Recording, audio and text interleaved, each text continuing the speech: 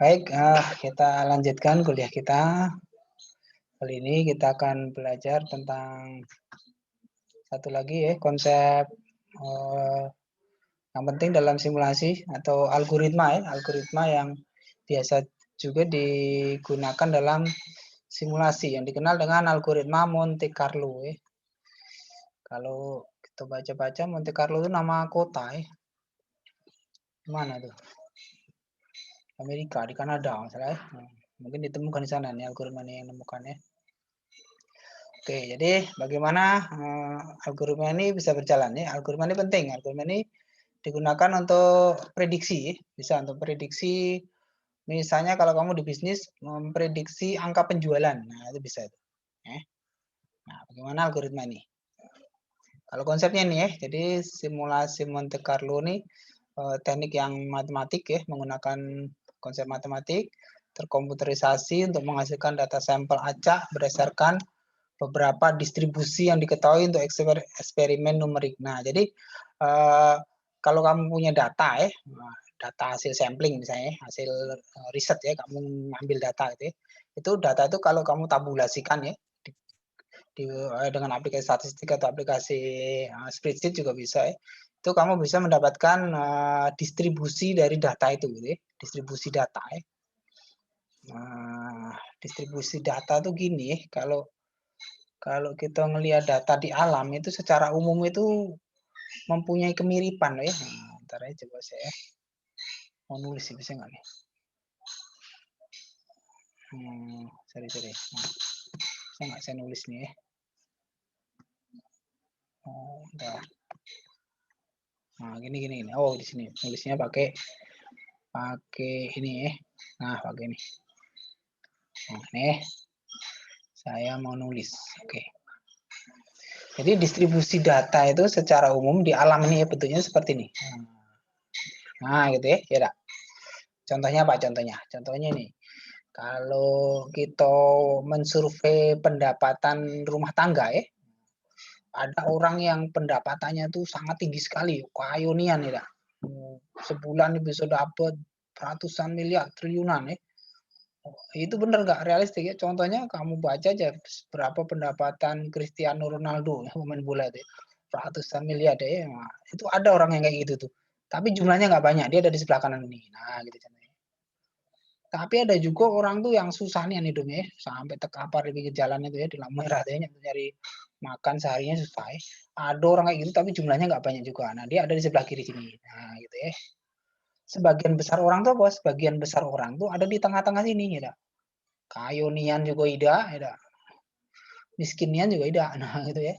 Ini data di alam kayak gitu. Bisa kamu cek untuk data yang lain apa misalnya orang yang pinter nian di teman kamu di kampus ya, mungkin ada yang pinter nian kuliahnya dapat A semua gitu ya. Tapi nggak banyak jumlahnya pasti ya. Ada juga yang susah nian kuliahnya ya. Tidak pernah dapat nilai bagus sih kalau nilainya tidak pernah kuliah. Nah, itu ada tapi nggak banyak juga jumlahnya. Rata-rata kamu ada di tengah-tengah nilai antara B misalnya gitu ya. Nah, ini namanya data distribusi alam. Nah, kalau kamu bisa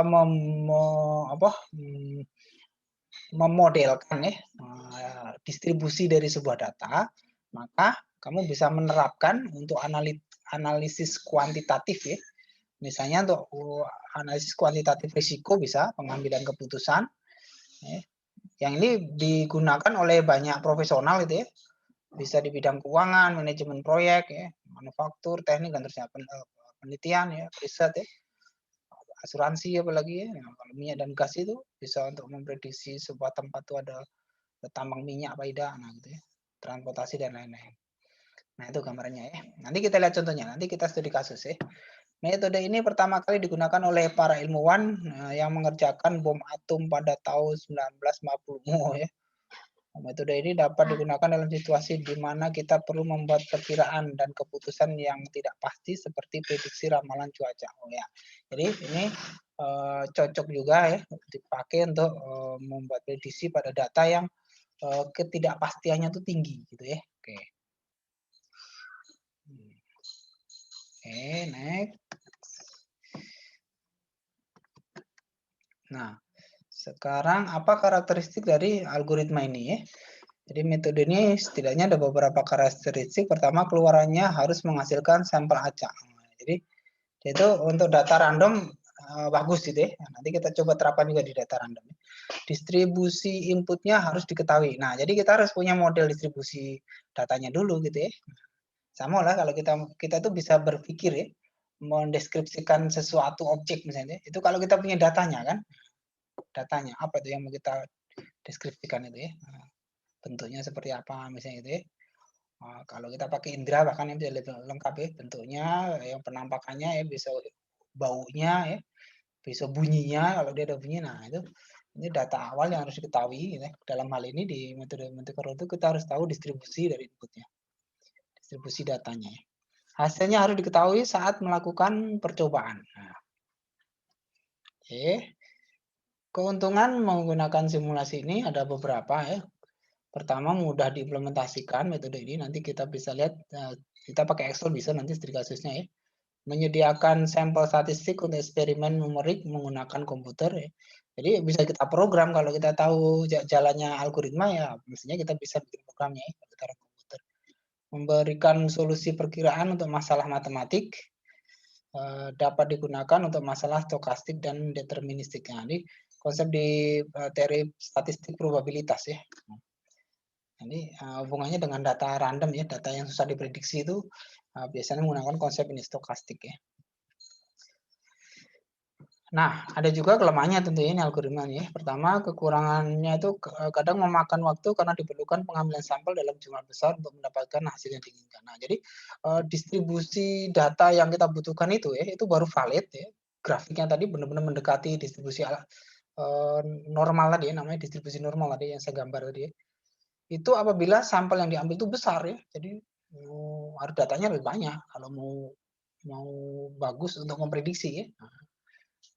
Meskipun nanti kita coba juga dengan data yang seberapa gitu kita bisa mendapatkan itu ya.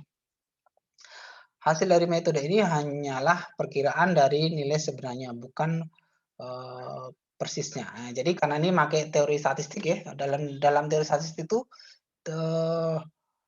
kebenaran mutlak ya, atau kejadian yang pasti terjadi, itu baru dia probabilitasnya 1 ya. Misalnya manusia, semua manusia itu pasti meninggal. Nah, itu probabilitasnya 1 karena pasti orang masih meninggal itu kan. Nah, bagaimana kalau probabilitas yang tidak mungkin terjadi, nah itu probabilitasnya 0 namanya. Nah, sebagian besar kejadian yang ada di sekitar kita itu probabilitasnya antara 0 dan 1. Jadi bisa saja dia itu terjadi, tapi kemungkinannya tidak 100% gitu ya. Jadi kalau tidak 100% berarti probabilitasnya tidak 1 gitu ya. Nah, nilai probabilitasnya antara 0 dan 1 gitu ya. Kalau kamu belajar di statistik itu mestinya diajari. Nah, itu ya. Oke, ini kekurangannya.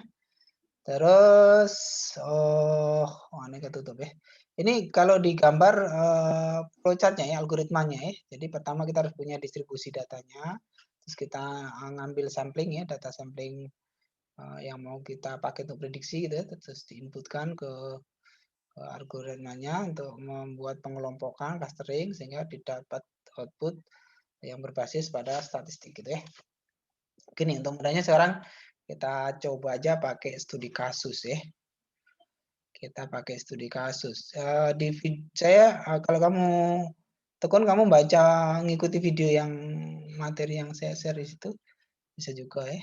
Nah, kita mau pakai Excel ya. Coba saya jalankan dulu Excel. Mana terlambatnya harusnya saya jalani tadi ya. Kita coba. Mudah-mudahan komputer saya lancar ini ya. Kamu nyoba juga boleh loh ya. Kamu sambil buka juga. Asalnya biar ngerti ya. Kamu ikuti yang ada di video itu boleh ya.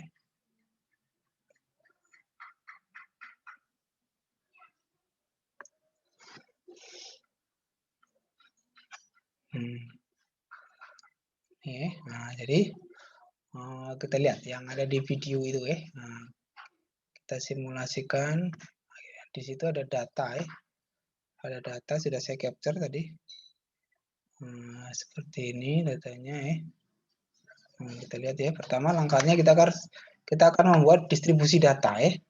Jadi misalnya gini, ada sebuah data ya. Ini datanya itu anggap data permintaan terhadap sebuah barang ya, kamu jual barang apa misalnya. Daftar ini permintaan ya, angka permintaan, terus frekuensi. Ya, permintaan dalam 1 hari misalnya. Kalau kamu misalnya buka bisnis lah, toko atau frekuensi kejadian dalam 1 hari gitu ya.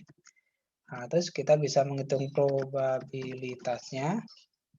Terus kita bisa menghitung kumulatifnya. Baru kita deskripsikan interval angkanya ya. Angka randomnya ya. Ini yang dipakai untuk memodelkan data ya. Sehingga kita bisa menggunakannya untuk prediktif ya. Kita lihat ya. Nah, ya, jadi misalnya permintaannya nih untuk antara 0, 1, 2, 3, 4, 5. Jadi anggaplah kamu buka toko ya. Kejadian paling banyak itu dalam 1 hari itu ada 5 customer ya. Nah, tapi 5 customer itu kalau bisnisnya besar ya bisa besar uangnya enggak ya. 5 customer, anggaplah ada 5 permintaan gitu ya. Ini nah, dalam dari riset yang kamu dapat misalnya frekuensi kejadiannya hari di mana tidak ada permintaan sama sekali itu biasanya kejadiannya 5 frekuensinya ya. Kejadiannya 5. Misalnya kamu teliti dalam 1 tahun gitu ya. Dalam 1 tahun ternyata atau ini dalam 100 hari taruhlah ya. Bukan ya, anggaplah dalam 1 tahun atau dalam 1 periode tertentu gitu ya. Terus kejadian permintaannya ada 10. Ini ada ya 10 terus ini 20. Nah, ini kalau kamu bikin grafik batang jadi diurutkan ya dari yang kecil ke besar nih. Nanti grafiknya akan seperti distribusi normal tadi. Ini permintaannya banyak nian itu ya. 30 ya. Rata-rata di antara itu berarti itu ya. Terus ini 20, ini 15. Nah, ya dah. Nah, kalau kamu perhatikan ini kan grafiknya kan dari kecil naik gitu ya. Puncaknya di sini gitu ya. Nah, terus turun lagi di ujungnya gitu ya. Ya dah. Nah, kalau kamu punya data seperti ini ya, namanya distribusi frekuensi ini ya, kamu bisa menghitung probabilitasnya. Caranya gimana? Caranya gini. Nah, jadi ini dicari totalnya dulu ya, sorry. Ini dikasih sigmanya dulu di total ya. Ini ya, 100 totalnya ya. Maka probabilitas munculnya frekuensi 5 itu berarti sama dengan ini ya. Dibagi dengan totalnya. Nah, gitu ya. Oke, enter. Nah, ini supaya saya bisa ngopi ke bawah nih, bikin selnya ini mutlak ya, kasih dolar ya. Ini supaya saya bisa ngopi ke bawah. Jadi kalau saya copy ke bawah enggak, yang alamat D9 ini enggak bergeser. Nah, itu ya. Oke, ini hasil distribusi probabilitasnya ya. Kalau ini distribusi frekuensi, kalau ini distribusi probabilitas. Ini didapat dari riset gitu ya. Kita mensurvei gitu ya. Atau diambil dari data penjualan sebuah bisnis misalnya gitu ya. Nah, ini probabilitas yang kita hitung. Nah, sekarang bagaimana menghitung kumulatifnya ya? Nah, kumulatifnya itu dihitung dengan cara ini sama ya, berarti 0,05. Nah, yang ini sama dengan ini ya, ditambah dengan ini kan kumulatif ya. Nah, sehingga nanti di ujungnya dia pasti 1 jatuhnya. Oke, ini 1 total ini. Nah, gini ya. Ini kumulatifnya, terus nah, misalnya sekarang bagaimana kita mendefinisikan interval angka randomnya ya. Jadi misalnya gini, ini maksud ini adalah kejadian di mana permintaan dalam 1 hari itu 0, nggak ada permintaan sama sekali ya. Nah, ini berarti dianggap kalau kejadiannya permintaannya antara 0 sampai 5 gitu ya. Berarti kalau yang ini adalah untuk kejadian di mana permintaannya 6 sampai 15 gitu ya. Berarti yang ini 16 sampai ini membuat distribusi frekuensi biasa itu ya. 35 ya. Kalau yang ini berarti 36 sampai 65. Ya. Ini kalau ada pertanyaan boleh lah ya. Nah, 66. Jadi 66 sampai berapa nih ditambah nambahnya berapa? 55 10 ini 10.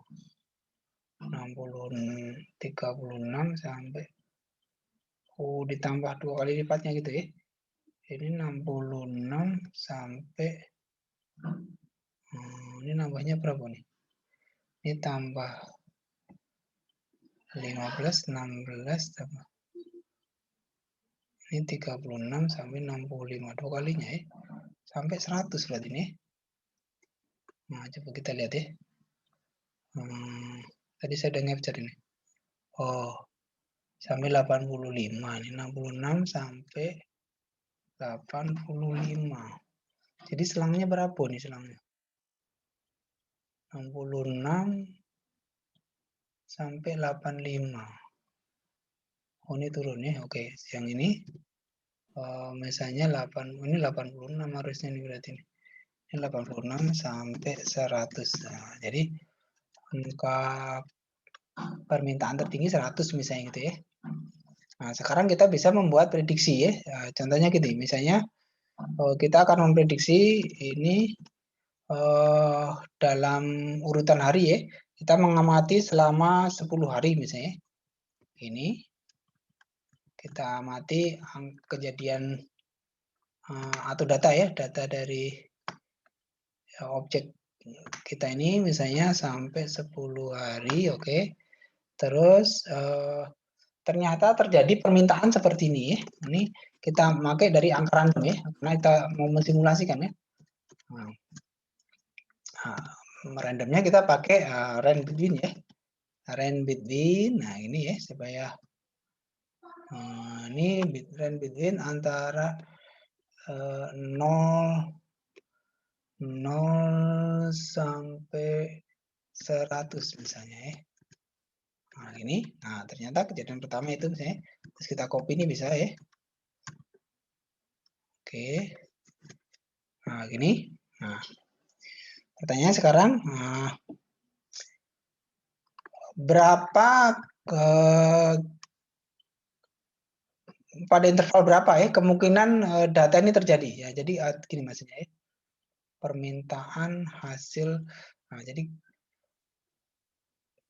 berapa permintaan terjadi, nah gitu ya, untuk data ini gitu ya. Caranya gini sekarang, tinggal karena modelnya kan ini modelnya. Kalau angka 38 dia maksudnya kan intervalnya di sini ya. 38 itu berarti di sini ya. Ya, ini ya, ini angka 38 ya. Nah, berarti di sini permintaannya adalah 3 ini. Nah, ya. Ini permintaan hasil simulasi. Nah. Kemungkinan ada 3 permintaan di mana ini nih. Ini pakai if ini caranya berarti nih. Gini coba. Kita pakai if ya. If ini ya enggak. Oh, sorry. Nah, ya. Sama dengan if kita ngelihat apabila angka ini apa nih? C11 ya, C11 ini angkanya kurang dari 100, kurang atau sama dengan 100, maka dia berarti permintaannya 5. Nah, gitu. Harusnya pakai ini simulasinya ya. Tapi jika tidak, maka kemungkinan C11 ini kurang atau sama dengan 85 ya. Nah, sesuai dengan model interval yang sudah kita buat di atasnya itu ya. Nah, terus jika tidak, maka kemungkinan intervalnya di atasnya ya. Berarti if lagi C11 ini nilainya kurang dari 65. Kurang atau sama dengan ya. Sama dengan 65. Nah, gitu. Supaya angka 65-nya masuk ya. Terus jika tidak juga berarti if lagi, mungkin C11-nya berisi angka kurang dari 35 kurang sama dengan 35. Oke. Nah, jika tidak juga berarti masih sekali lagi if berarti C11 kemungkinan berisi angka kurang dari 15 ya. Nah, jika tidak berarti dia kurang dari 5 ya. Nah, kalau kurang dari 5 maka dia intervalnya oh ini kurang nih. Jika ini sorry. Jika ini kan 4 ini 4 ya. Angkanya 4 titik koma. Kalau ini berarti angkanya 3 ya. Ini berdasar permintaan ini ya, urutannya nih ya. Garis urutannya nih ya. Nah, kalau ini berarti 2 ya. Nah, jika terjadi ini maka dia 1. Nah, jika tidak 1 berarti dia 0. Nah, jadi yang terakhir nggak usah pakai if lagi. Tinggal ini kita tutup, banyaknya kurung tutup harus sama dengan banyaknya kurung buka. Enter. Nah, jadi ini ya. Nah, ini 9 kan? 9 kan 9 kan kejadiannya di mana? 9 tuh di sini ya. Harusnya 1 nih. Coba kita copy ya. Cocok nggak ya? Oh, kok 5 kalau? Nah, salah nih. C12. Nah, nih C12.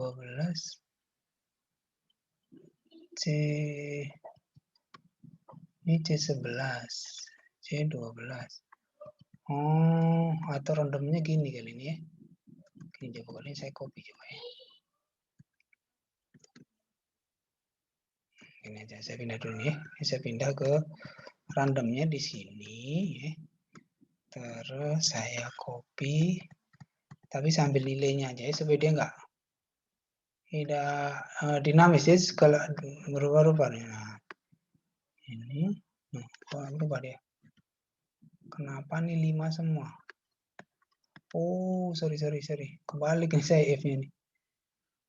Kurang dari. Oh, sorry. Jadi kebalik ya ini ya.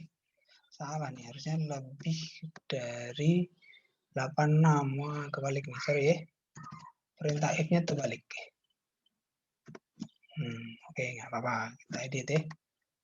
86, terus ini juga lebih dari, ini lebih sama dengan 86, ini di atasnya 66 berarti ya. Ini 66, sedangkan yang ini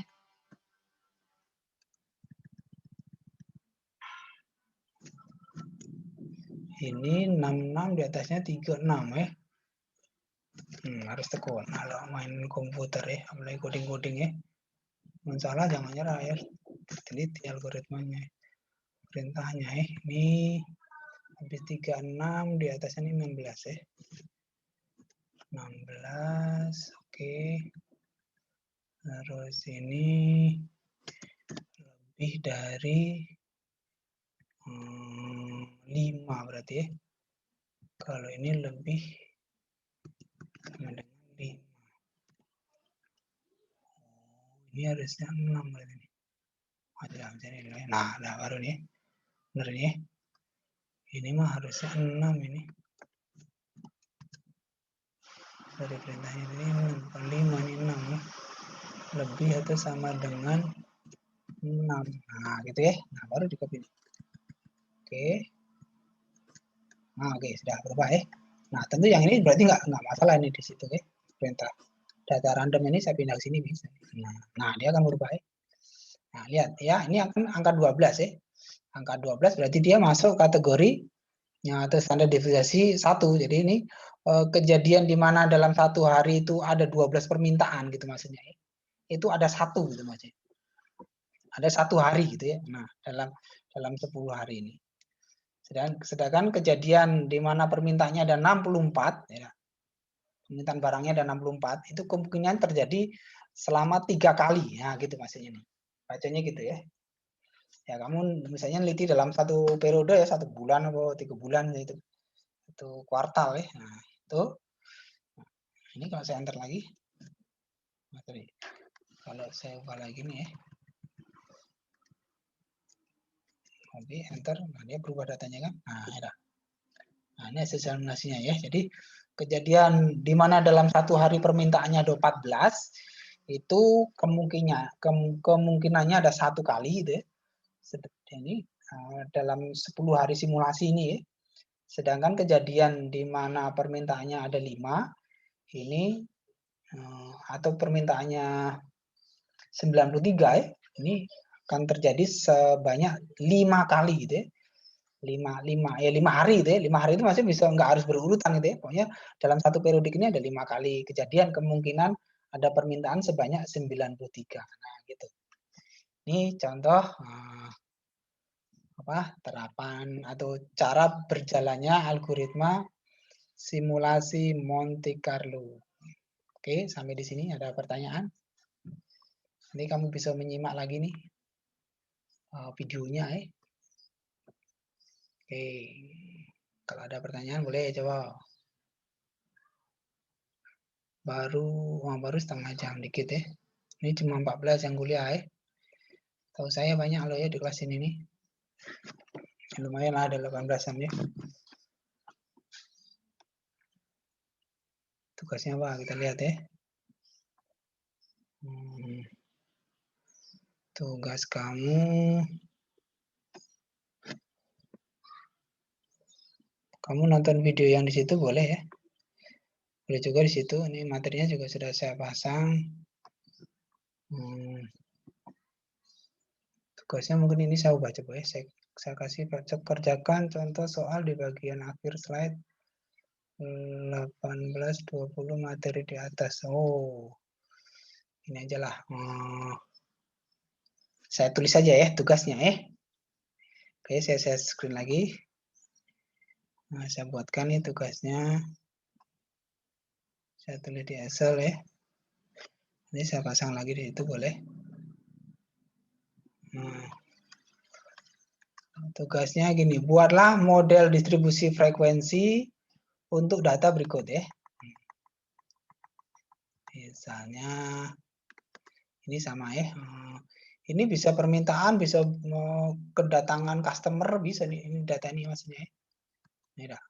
Jadi ini saya anggap kamu boleh lah ya. Atau banyaknya user yang terkoneksi ke atau banyak user yang mau login, nah itu boleh juga nih. Nah, nih banyaknya user yang mau login ke suatu server misalnya. Nah itu pengertian dari ini data permintaannya. Oke. Nah terus frekuensinya misalnya ini frekuensinya saya kasih data aja ini misalnya ini sehari ada kemungkinan kejadian ini 10.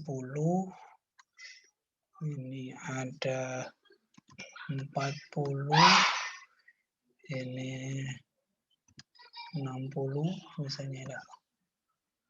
Yang ini 30, yang ini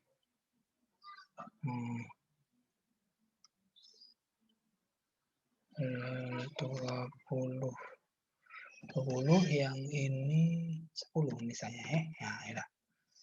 Nah, terus tugas kamu adalah mencari ini ya, mencari berapa angka ini, angka kumulatifnya ini, terus ini saya copy ya. Nah, ini tugas kamu mengisi nih, ini isi ya. Ya. Isi ini menentukan intervalnya ya. Nah, kau ngisi data yang kolom yang orange ini ya. Nah, terus saya bedakan warnanya nih supaya kamu jelas ya. Angka orange sama angka hijau. Nah, gitu ya. Tugasnya itu. Terus sebagai data samplingnya misalnya anggaplah ini sama ya datanya ya. Nah, kamu pakai random ya. Kamu bikin random. Terus menentukan ini. Dengan angka random kamu menentukan ini. Nah, Ini harus dengan angka random ya, jadi tidak saya ini ya, ini tidak saya tentukan angkanya ini. Nah, jadi kamu harus bikin dewek data random ya. Nah, isi juga berarti yang ini saya kasih warna ini. Angka randomnya pakai perintah random tadi ya. Di kolom biru sama di kolom permintaannya saya kasih warna kuning misalnya, atau ungu nih boleh. Nah, ini ya. Ini, nah ini. Nah, enak. Nanti ini saya sharekan di ini. Saya masukkan di sini ya. Jadi bunyi tugasnya lain ya, tugasnya ini ya nanti ya. Enak. Di sini tugas pertemuan 6 ya.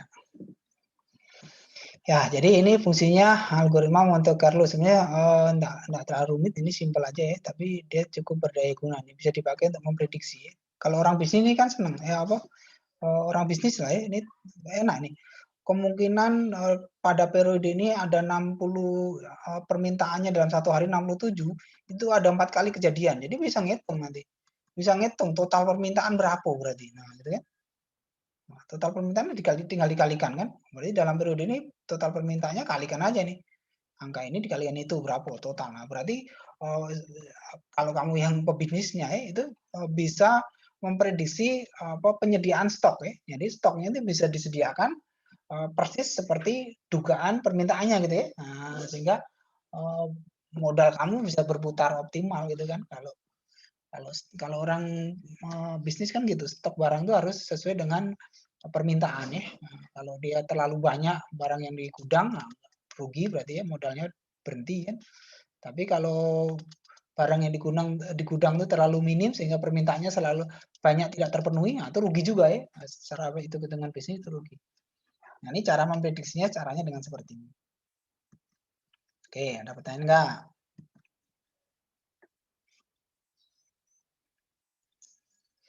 Kita sudah kuliah berapa jam nih? Saya tutup lagi. Nanti saya share itunya, tugasnya ya.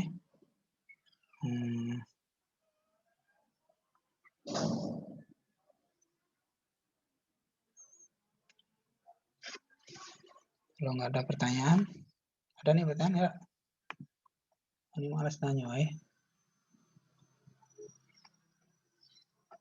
Ajalah, mudah-mudahan ngerti ya. Oke, kuliah kita hari ini sampai di sini. Silakan mengerjakan tugasnya ya. Kalau di kuis kemarin banyak yang sukses kuisnya ya. Atau ada nggak nih? Coba yang ikut Zoom nih, ada nggak yang ikut kuis kemarin? Kamu nggak ikut kuis, kemungkinan sudah nggak bisa dapat A sudah. Hilang peluangnya dapat A kalau nggak ikut kuis ya. Kalau nggak ikut MIT, maka hilang peluangnya dapat nilai B. Tidak ikut UAS, ya nggak mungkin dapat C aja susah ya. Nah, mana simulasi kuis kemarin ya. Ini kuis ya. Lihat coba kuis kamu ya. Yang ikut 17 ini. Dan ikut semua ya. Tapi coba kalau saya cek. Nah, nanti ketahuan lah. Pokoknya lanjut lah ya. Kalau merasa tidak ikut ya mestinya ngubungi dosen ya. Kalau tidak ikut, nilai kuisnya kosong, tidak ngubungi dosen juga, ya sudah nasib berarti ya. Nasibnya kamu. Ini kalau saya lihat di grafiknya, hasil kuis kemarin ya. Itu seperti ini nilainya. Nah, lihat. Nilai terendahnya 60-an, berarti bagus sudah ya. 60 nih. Tapi yang kelompok terendah ini berarti masih C loh ya. Ya, ini yang paling kiri nih. Ini masih ada yang dapat kemungkinan dapat C nih. Nanti kamu berjual lah ya di ujian berikutnya ya, di MIT, UAS ya. Nah, lihat ini juga kalau kamu perhatian ini distribusi normal ya. Perhatikan ini bagus nilai kita nih. Nyambung dengan ya dah. Kan dari kecil kan membesar ya. Tentu nggak ada presisi dah, tapi dia tuh kalau kita lihat polanya tuh kayak gini gitu nih. Dari kecil ke besar ya coba. Nah, saya gambar lagi nih. Nih. Saya gambar lagi nih. Nah, lihat gambarnya kan gini nih. Kalau saya prediksikan gini, ya, nah, gitu kan? Ya, tidak persis, tapi dia pola data di alam itu seperti ini. Ini kalau saya menggunakan data ini ya, artinya apa? Artinya soal yang saya bikin itu sudah valid itu. Kenapa? Karena distribusinya normal. Nah, buktinya apa? Ada kamu yang sukses ya, ujiannya sukses, dapat nilai bagus. Yaitu yang paling kanan ini ya. Oh, ini 95 lebih nah nilainya. Ada nih yang dapat, nah, 1 orang ya. Tapi rata-rata kamu apa? Rata-rata kamu nilainya antara 80 sampai 90. Nah, inilah kebanyakan. Pinter nian juga tidak ya. Kurang juga tidak. Ya. Nah, ini yang kurang-kurang ini maka prihatin. Berusaha kamu masuk di tengah sini.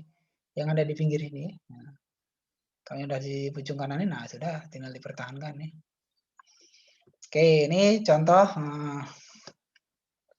bagaimana kita membaca data atau gunanya distribusi frekuensi.